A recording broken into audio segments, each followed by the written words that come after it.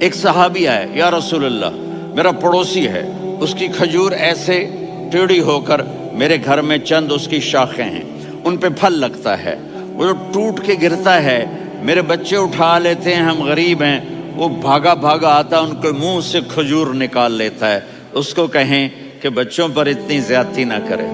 آپ نے اس کو بلایا، وہ منافق تھا، آپ نے اس سے فرمایا بھئی ایک سودا کرتے ہو؟ کہا جی کیا؟ کہا یہ کھجور مجھے دے دو اور اس کے بدلے جنت میں کھجور لے کے دوں گا۔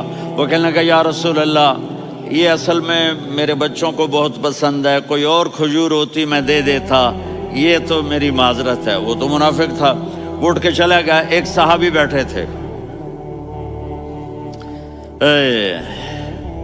وہ کہنے لگا یا رسول اللہ اگر میں وہ کھجور لے کے دے دوں تو مجھے جنت میں لے دیں گے؟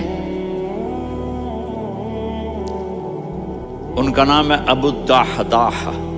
آپ نے کہا ہاں تو مجھے لے کے دے دے میں تمہیں لے دوں گا۔ وہ اس کے پیچھے چلے گئے، اے بھائی کتنے میں بیچو گے؟ میں نے کہا جا جا، میں نے اللہ کے نبی کو نہیں دی، تمہیں کیسے دے دوں؟ کہا اچھا بھائی منہ سے بول کتنے لینے ہیں؟ تو اس نے جان چھڑانے کے لیے کہا کہ اپنا سارا باغ مجھے دے دے، کھجور لے لے۔ باغ میں 600 کھجوریں اور یہ کھجور کسی اور کو دینی ہے۔ تو کہتا ہے پکے ہو، پھرو گے تو نہیں؟ کہا میں پاگل ہوں، میں پھروں گا؟ مجھے 600 کھجوروں کا باغ مل رہا ہے۔ انہوں نے کہا ڈن، کھجور میری باغ تیرا۔ وہ بھاگے آئے، یا رسول اللہ میں نے سودا کر لیا۔ کہا کیسے کیا؟ کہا سارا باغ دے کے کھجور لے لی۔ آپ نے کہا پھر میرا سودا بھی بدل گیا۔ کم من عدق رداح ودار فیاح لأب الدحداح فی الجنہ۔